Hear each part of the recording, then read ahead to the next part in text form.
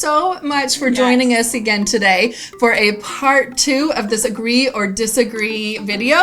I love these. These have been so fun. So much fun. And so a lot of you wrote in your questions or your agree to disagree thing. Yeah, because it's not really a question, it's a statement. Yes. Yeah. So a lot of you wrote in and told us what your statements are, and there were so many of you that felt the same that we just decided we're going to go ahead and put all those together, and we're just going to answer those. Yes. The hard ones. Oh my gosh, you guys had some hard ones. So okay, let's do it. Let's get started.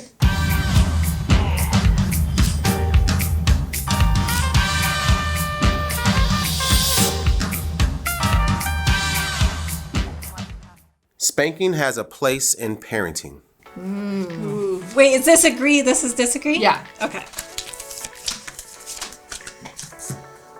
Strongly disagree with that one. Disagree. Yeah, neither one of us spank our kids. That is, we don't believe that you have to spank a kid to get them to listen to you. Right. I don't think, any kind of physical violence in any way should be used, to get someone to listen or to punish them or those kind of things. Not okay. Not only that, but a lot of our kids coming from foster care have experienced some extreme traumas when it comes to abuse or spanking to the extreme. Yeah. And so it would be a huge trigger for a lot of our kids. So it's something we would never do. We both, do not do. You should always give your child a second chance. Ooh, you should give your child a second chance. I guess I want to know what you're going to say. It would need to be more specific because here's the thing, I'm in the middle. You can't be in the middle. Can I be That's in the what middle? we talked about. Oh my gosh. I'm going to be over here. I agree. This is agree. Wait, did it say you shouldn't give your kid a second chance? Or you should? You should always. You should always. Always. Okay. I'm on both too. Because it does depend on the situation. It does depend on the situation. I do think everybody makes mistakes and should be given second chances. So I do believe in second chances. But and they're kids. They're going to make mistakes, yes, right? Exactly. But I do think that at the same time, a kid will use as many chances as you give them. So like if it's like reminding them to do chores, if you always have to remind them 3 times before they do the chore, then you're always going to have to remind them 3 times. And I'd rather, the first time be the only time. So that's why I'm kind of more on this side as far as that kind of thing goes. Yeah, but I don't think I give second chances on things like that. So, like, for instance, like, if Landon, let's say, needs to take out the trash, I'll say, Landon, the trash needs to be taken out. Would you like to take it out now, or would you like to take it out in a half hour? And he'll say, a half hour. And I'll say, okay, a half hour. So when a half hour is up, if he doesn't do it, then there is a consequence. Right. Do you parent like that too? Yeah, I do a lot of that kind of thing where it's like, okay, if you didn't do it, then there is the next step. Because if I have to remind him and remind him and remind him and remind him, then what's the point? So then you're more probably, so I guess it depends on the situation. But I do believe in chances. I do. We in our house, we don't necessarily call it chances. We do redos. Right. And I know that Crystal does those as well. So if something happens that wasn't supposed to happen, then we have them redo it, and so that they know, what it was supposed to look like. Yes. So, and they hate it. Kids hate redos. I'm like, do you need a redo? And they're like, but they do it, and I feel like it does teach them what it should have looked like in the first place. And I feel like when they do that over and over, then they realize next time that they're in a situation how they should communicate or what it should look like. Yeah. My parenting style has been influenced by my past traumas/experiences. Ooh. Okay, so I know that Crystal and I are sisters, and you would think that we have the same traumas. We do not. We are 8 years apart, and I feel like when I left the house, and I don't know how much we can talk about this, or we can talk about it. Let's do it. It's okay, crazy mom hustle. We're here. Okay.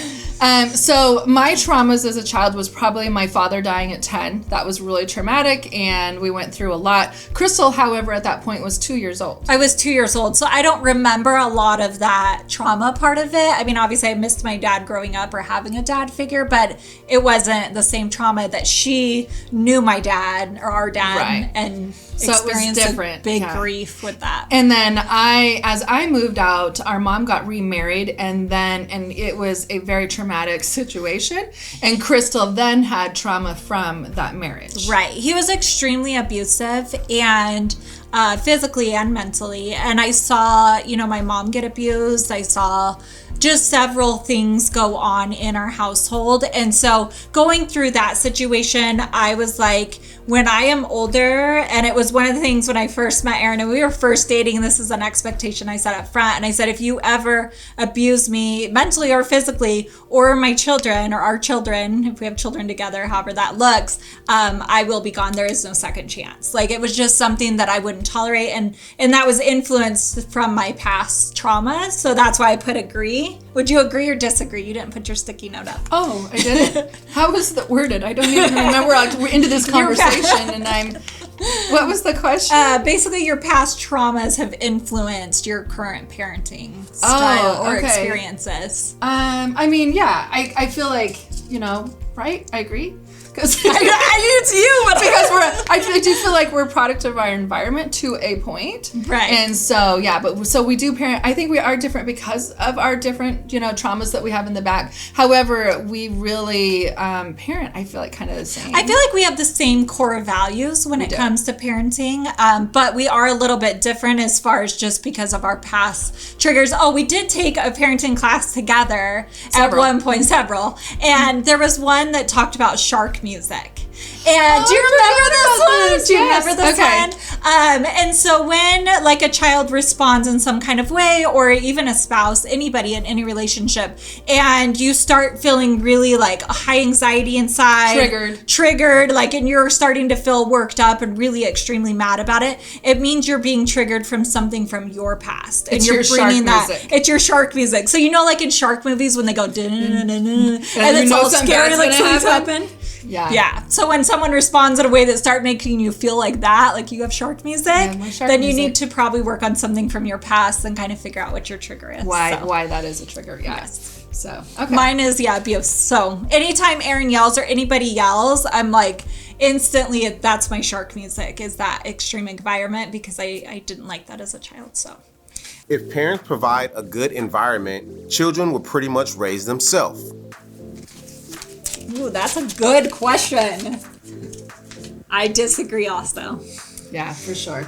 I feel like it doesn't matter what you set up, like, they're kids, like, they need so much more from you than just the environment that you set up. They absolutely need your love and your patience and your guidance in every way. And routine and structure and all of that on top of that. Like, you can't just like have a good family environment and then just raise yourselves, you're good to go. I mean, my mom kind of did that with me growing up, to be honest. I was raised in that kind of environment and I did just fine, but I do feel like it's not healthy for most I think kids. You did well, you had me too. I did have Shelly on the background trying to parent me. I did. If I found out she was going to a party, or if I found out anything that she was doing, right out. I would go figure out where the party is and I would pull her out. She would. Yeah. She shows up at parties. But not like in a mean way, because I didn't want to be like the mean sister. So I would think of something really fun. And so I'd show up at a party and I'm like, oh my gosh, I'm getting ready to go to the water park. You want to go with me? And she'd be like, yeah, let's go. And so I would pull her out like that. So I tried to always be, the fun one. Because I just wanted to like help raise you. But I feel like that has kind of influenced me in a lot of ways, because I feel like it did keep me like from probably being at parties that I should never have been in the first place. Okay. But I don't even think Mom knew that I was going to. I didn't go to bad parties. I was hopefully Mom doesn't watch this one. We love you, Mom. Okay, so, but I do feel like when kids are busy, what do they say? Idle hands? Yeah. I don't know what that saying is, or something. I don't know. But I believe in that. I feel like when kids are super bored and don't have a lot going on, that sometimes they can get into more trouble. And that's not in every case. Obviously, everyone's completely different. But I do think keeping busy is a good thing. Yeah, I'm like that in my parenting. If I feel like a kid's starting to get in trouble I will just make sure they're in every sport, everything. I just keep them so busy. Adopting isn't for everyone. Ooh, adopting isn't for everyone.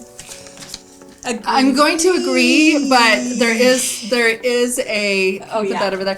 I did when I first started this, started taking in kids. I just felt like, why is everyone not doing this? Like, I felt so passionate about it. And so at the grocery store, if someone was like, how many kids do you have, or whatever, and I would tell them, they'd be like, oh, I could never do that. And that used to really bother me. I'm like, everybody can do this. But then once I got into it and actually was like growing my family, I realized this is not for everyone. Right. It's and not. I've kind of talked about this before in the past a little bit, but I feel like one of my biggest triggers, or like I guess something that really upsets me, is when someone adopts a child and doesn't treat them like their own. Like Right. if you're Huge. going to adopt, that is your biological child. Like I feel like I've given birth to every one of my kids. Like I just feel like that, and I love them all unconditionally no matter what. And it's like some people go into it though, and there's like conditions, like I'm gonna love you as long as you're not too traumatized and creating issues, or like I don't know, there's different things with that. And I feel like if you can't go in and love a child unconditionally, you shouldn't do adoption or foster care. My husband and I parent the same way.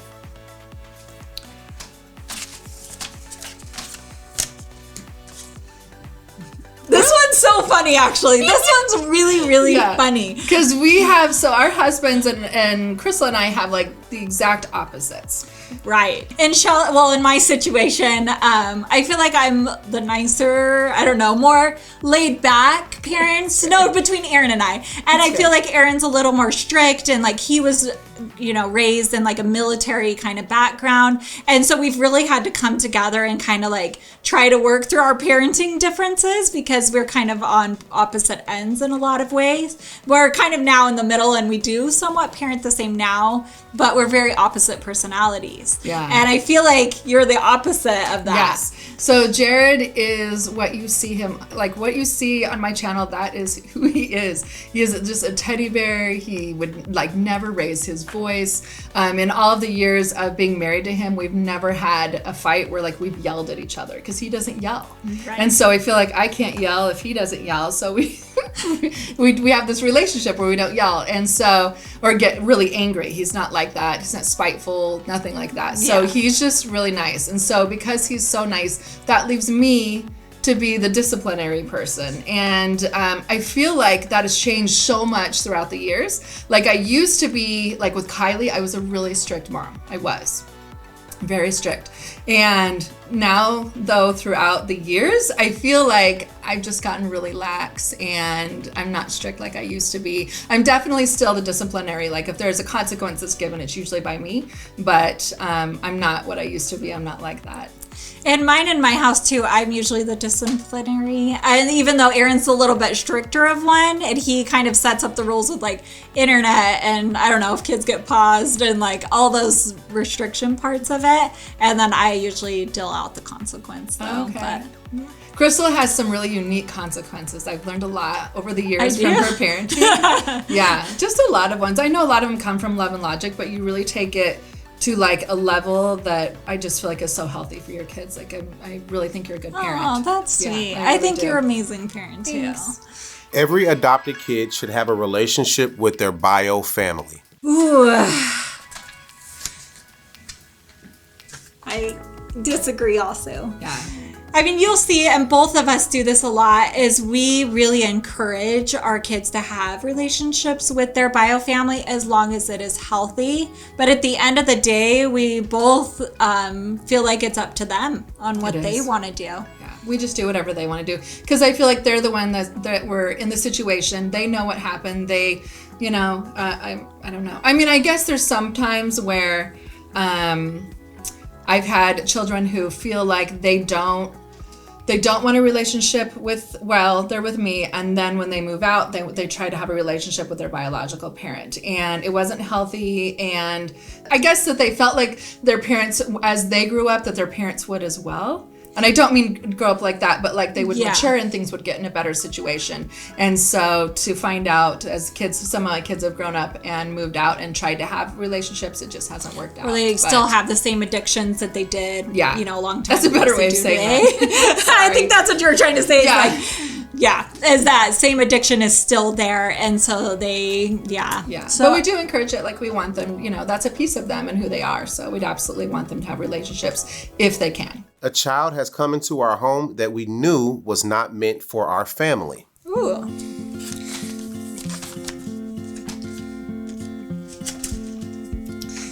So agreed. Okay, here's the thing though, and it's not there's a couple different things to it. But when you go in doing foster care, the initial plan is reunification with biofamily. And so we knew that going into it. And some kids we knew like wouldn't be our forever kids, but while they're with us, they're safe and loved and taken care of and all of that. So, but we knew they weren't forever kids kind of thing. But I think the question, do you think it was more directed? I think that they mean it more, because I saw this question a few times. I think that they're meaning it more towards like, have we had to disrupt children that came into our home that we just felt wasn't a good fit? Oh, And okay. So, yeah, that was first. A question I pulled.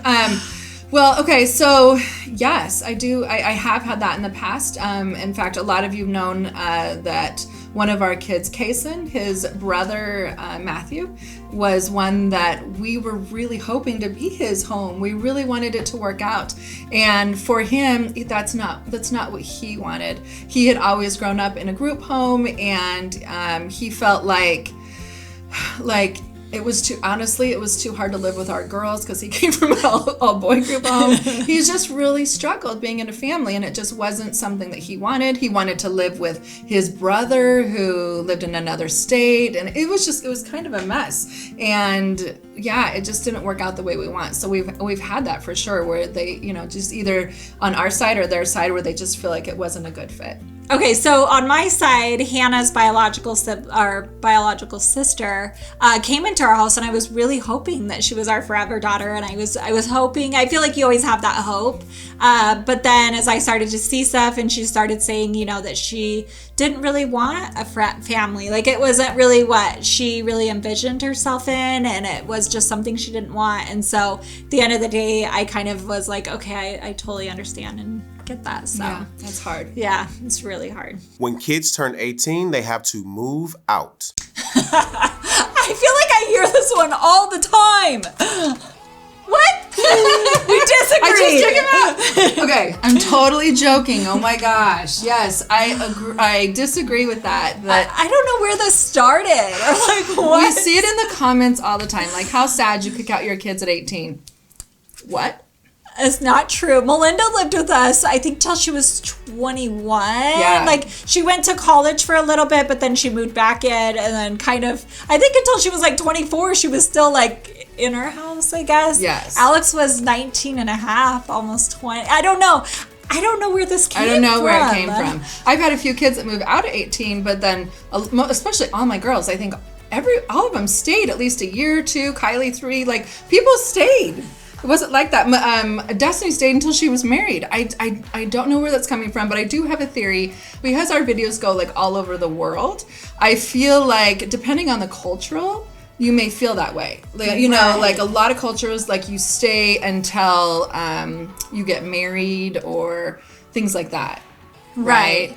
And I did a surrogacy pregnancy for a Chinese couple, and in their culture with them, they were telling me how the grandparents still lived with them, and then their kids were planning on living with them, and it's just like a cultural thing that they all lived together, and they ended up expanding, and like it was really cool. Like I think it was such a cool thing. It is cool. I love that. I think that Italy's like that too, if I'm not Italy's mistaken. like that? I feel like that's true, where they just kind of, all the generations just kind of live together, which is really cool. From where we live, most kids at like 18 will go to college or things like that. But I've never kicked out anyone. I've never kicked out any of my kids. And what we do is, we do start life skills and like life, different things like how to pay bills and how to do this and budgeting and all of this stuff. And we go through all of these things. And then I feel like whenever the kids are ready and feel like that they're ready to take on the world, like we encourage that. Like, I hope that I've prepared them. Yeah, right. And I feel like that's a good thing, that if they're prepared and feel like they can live on their own, and if they need 3 or 4 more years to still progress and grow, then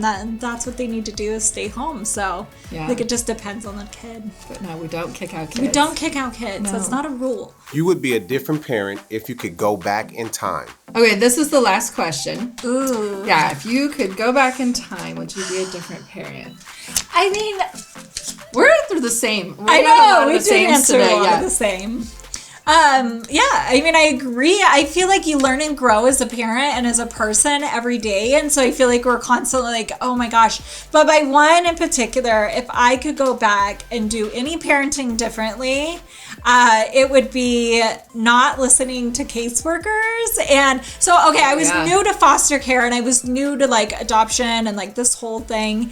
And I had a caseworker come in and she sat me down at the table and she was like, I got to talk to Crystal. I had a 3-year-old boy at the time and she was like, he's going to be a serial killer. Just letting you know.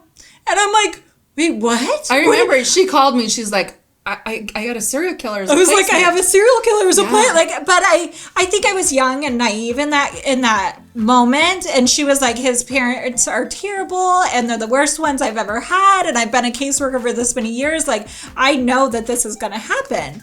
And so I was like, so scared. I feel like as a parent, I was like, okay. And I had Logan at the time that was a little baby.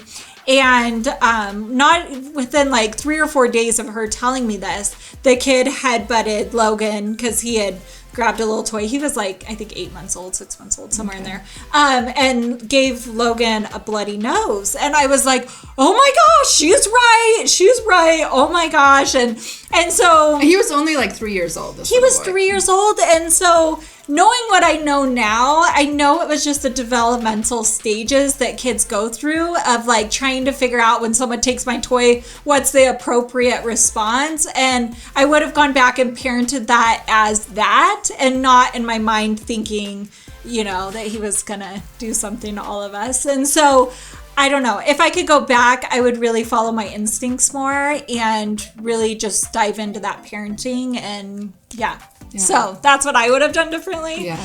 That was a hard one. I remember you going through that. Yeah. So on my side, it would be, I think that I wish I would have just been more patient. I feel like as I was getting in every kids, and I just wanted to just do such a good job that I was wanting everything to be perfect, and everyone has to be perfect, and everything has to be perfect. And now looking back at that, like life is not perfect. I don't know why I put that on myself to make sure, and so I felt like like a long time ago I would be more strict, and now I don't feel like that. Kids need to make mistakes to learn. Right. And and that's okay. So I think I would go back and be more patient. And I had some hard kids that I felt like, what are you doing? Why are you doing this?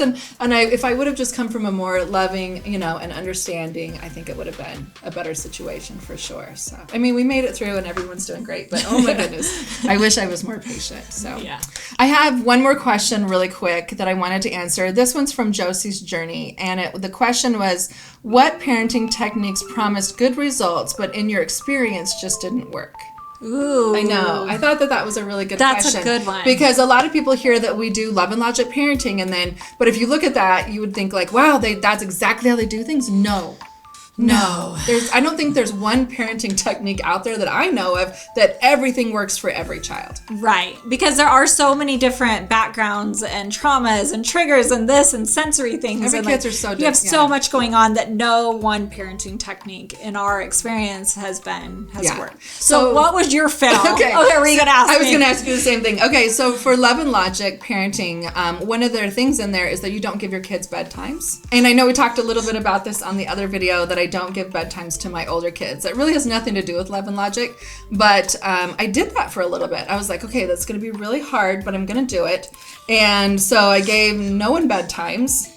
And then I had kids walking around looking like they got like black eyes. It was terrible. It did not work out for our family like that. No, our little ones especially needed to go to bed. I feel like when they're older, maybe because then they understand, like when they're falling asleep in school or they don't feel good, they're like, okay, I should go to sleep, earlier. They kind of learn that, but yeah, that did not work out for us. So yeah, I had one of my kids that we were like, okay, we're gonna start testing. They were at the age where I was like, okay, we're gonna start testing not giving bedtimes.